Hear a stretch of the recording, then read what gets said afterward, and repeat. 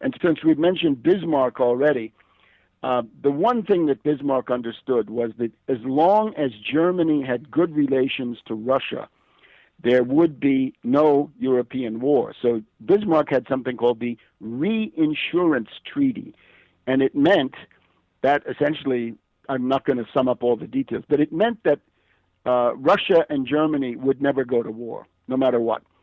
And then when Bismarck was kicked out by the Kaiser, right, the young William II kicked out the experienced, masterful Bismarck, the Kaiser then said, I don't like this Russian alliance, I'm going to get rid of it. So in a fit of envy and rage and stupidity, he allowed this to lapse. And then very soon you had a German encirclement by a French-Russian alliance. Now, as long as it was just France and Russia encircling Germany, this was not so bad, but once the British added themselves to that, it became an offensive alliance designed to encircle and crush Germany. So that's sort of the prelude to the whole thing. Why was pre-1914 European society so vulnerable to high-level networks acting behind the scenes? The question is, why is it possible for these people to spread? Well, it helps to say, I'm joining a club, and the head of the club is the King of England and Emperor of India. And, of course, Edward VII is also the leader of British society. In other words, he's not just the monarch, but he's also the organic head of the entire oligarchy, socially speaking, right? So he's extremely powerful in that sense. Well, then you go to Paris. What do you find in Paris? It's the land of the Freemasonic lodges, the Grand Orient, left over from the French Revolution and the 19th century. You go to Russia. What do you find there? Well, you find the monk and mystic Rasputin influencing the imperial family, and there are other, again, occultists. There's a guy called Papus who comes in there from France. The French send in one of their occultists to try to influence the Russian court. But there's a general atmosphere of superstition, irrationalism, and it's unhealthy. And then you take a look at Germany, right? The famous German General Staff. Well, here we find the head of it is Helmut von Moltke. This is Moltke the Younger, not the one who won the Franco-Prussian War, but the one who's going to lose 1914 and really the First World War. And Moltke is in touch with Rudolf Steiner, and in particular, Moltke's wife, Countess Moltke, is in touch with a medium, a woman who claims to get communications from the other world, and this is Lisbeth Zeidler, and she gets communications from the other world that allegedly say, dear Moltke, your war is futile, you're going to lose. In other words, the astral plane tells the head of the German army that he's going to be a loser no matter what he does. And this is something that leads then to a nervous breakdown by Moltke during this key time of August, September 1914.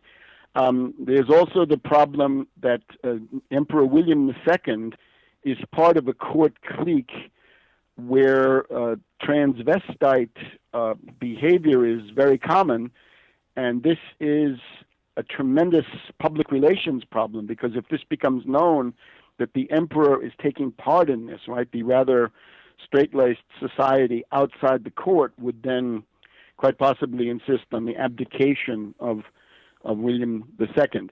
And I would say probably at the center of all this, Queen Victoria. Well, if you remember Dickens' novel, Great Expectations, you have this Miss Havisham who's living in a house where time has stopped for decades and decades and decades, and everything is falling apart. This is actually Queen Victoria, because her husband, Prince Albert, died in 1861. So for 50 years after that, Queen Victoria pretended that Prince Albert was still alive, or that she could talk to his spirit using a medium.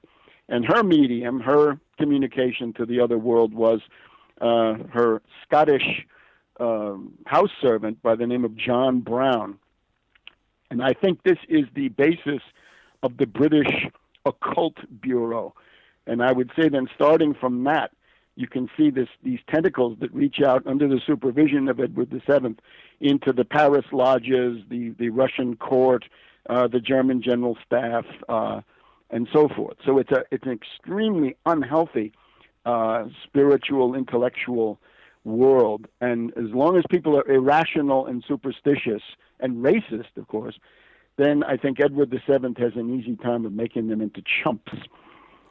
What were the pre-war pattern of assassinations, which centered on the adversaries of British Freemasonry and its allies? I'm just going to try to give you an idea of this in a very quick way. I'm just distinguishing between sort of the decade and a half leading up to the war, and then a rash of assassinations in 1914, just as the war is breaking out. And we'll talk about what kinds of people are getting killed to the extent that we can. In the 15 years leading up to the war, there is an average of one head of state or head of government assassinated every year. Let me just reel these off. The president of France, Sadi Carnot, killed in 1894. The Shah of Persia, 1896. President of Uruguay, 1896. Prime Minister of Spain, 1897. President of Guatemala, 1898. Same year, Empress of Austria. President of the Dominican Republic, 1899. The King of Italy, 1900. This is an important one. This is King Humbert. He was totally devoted to Germany and Austria. He would not have accepted an alliance with Britain or France, and therefore killed to get him out of the way. And his successor, Victor Emmanuel III, was the guy who brought you Italy on the side of the British and also brought you Mussolini, because he let Mussolini take power. Then, President of the United States, William McKinley, 1901. This is important because McKinley was not sure he wanted to take the Philippines. The British absolutely wanted the United States to take the Philippines because they didn't want Germany to get it. And they felt if the U.S. didn't take it, Germany would get it for sure, and that would be bad for the British. And this also brings in Theodore Roosevelt, right? Ken Burns is telling us how great Theodore Roosevelt is. Theodore Roosevelt, according to the British ambassador Cecil Spring Rice, was a guy who had a mental age of 6 and therefore easily manipulated on, macho questions of honor, masculinity, vigorous living, and all that. But to continue our catalog, King and Queen of Serbia killed in 1903, and they were killed by Colonel Apis, who is the guy who directed the Sarajevo assassination of June 28, 1914, that actually started the war. But hurrying on, Prime Minister of Greece, 1905, Prime Minister of Bulgaria, 1907, Prime Minister of Persia, Iran, 1907, King of Portugal, 1908, Prime Minister of Egypt, 1910, Prime Minister of Russia, 1911. This is really important. This is Stolypin, the great reformer of Russia. He was carrying out a land reform that would have avoided the Russian Revolution. And his answer to people who wanted war was, no war, I will take part in no war. I want my reforms, and I don't want war. Therefore, blown up. Generally, the killers in many of these cases are anarchists, so-called. Generally, Italian anarchists and or Russian anarchists also play a big role. And I'm afraid as we go through this list and we see that there's a kind of a common denominator, that the big warmongers don't seem to be the targets, but rather the people who are anti-war or anti-British. I think this begins to add up. Prime Minister of Spain, 1912, President of Mexico, 1913, King of Greece, 1913. So you get the idea. It's a time of tremendous assassinations. There's a quote from the Austrian emperor, old Franz Josef, right, who had been on the throne since 1848, saying, they're shooting us down like sparrows, right? Well, yeah. I'm speaking with economic historian and author Webster Tarpley.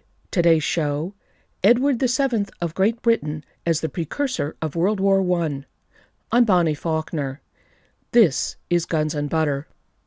But now, let's get into the heart of the matter. Just as the war is breaking out, we have a series of assassinations, assassination attempts, and also a character assassination to point to. When it comes to Russia, right? The British need Russia together with France to crush Germany, right? Those are the two continental daggers. So we've already done the assassination of Stolypin, the prime minister, the guy who said, I want my reforms, I don't want war. Interestingly, Rasputin, the so-called mad monk, was giving the Tsar of Russia the best advice one could get, which was, dear father, don't plan war, stay out of war. If you go into war, Russia will be destroyed and you personally will be destroyed. And that is exactly what happened. So there was an attempt to assassinate Rasputin in July 1914, and this was didn't kill him. He's going to be killed later by the same network, but he was in the hospital for 6 or 7 weeks. Rasputin believed that the guy who ordered the assassination was the head of the Okhrana. So that gets us back to Scottish Rite, Grand Orient, Okhrana. There's also a Russian diplomat by the name of Hartwig who gets killed in the process. On the Austrian side, the main guy, Franz Ferdinand, right, the victim of the Sarajevo assassination, what's with him? Franz Ferdinand is somebody who wants to have a pro-Slavic policy. Right? This is an empire, Austria-Hungary, where the Germans and the Hungarians have full rights, but the Slavs are oppressed. So Franz Ferdinand says, we're going to have a third category for the Slavs, and that's going to mean that they'll be happy and we won't have any destabilizations. And he also says, I will not allow a war with Russia. Since that's the British plan, he has to get killed. And it looks like the Sarajevo assassination is directly planned by the Russian Okhrana. We can talk about that in a minute. For Italy, we've already said King Humbert, who was pro-German, pro-Austrian, killed in 1900. Still, in the summer of 1914, the supreme commander of the Italian forces is named Pollio, Alberto Pollio, Pollio. And this is somebody who was also devoted to Austria and Germany, and he is apparently poisoned in a hotel in Turin, which is a hotel notoriously under the control of the French intelligence service, right, the Deuxième Bureau. Now, how important this was, it is hugely important. Obviously, there was some question whether Italy would honor their alliance with Germany and Austria, right, the Triple Alliance. But Pollio would have been fighting to honor that alliance, and the Italian contribution was going to be to send 12 divisions, one field army, through Austria into Germany, and they were going to take their place against the French, starting at the Swiss frontier, going south. It was about 50 or 60 miles that was going to be covered by an Italian army, and that Italian army, of course, could have then freed up enough forces for Germany to capture Paris, right, in the key moment in September. So that's very important. And now the last one, I guess, is France. There are two cases. One is Jean Jaurès. He's a socialist, and he is the main anti-war leader of Europe. He is actively organizing an international general strike to stop World War I, and he's assassinated in the open streets, 30th of July, right, just as the declarations of war are starting. So that's a very suspicious one.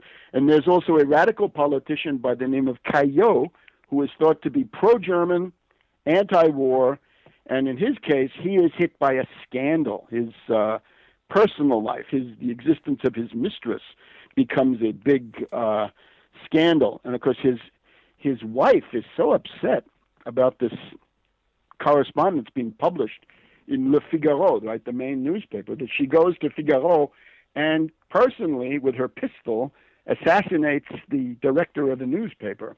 Now, that could not be planned, I don't think, but what it means is that Caillot is out of the picture. So you look at this pattern. The people who get killed are anti-war in general or anti-British specifically, or pro-German or pro-Austrian. And that seems to be a very significant pattern.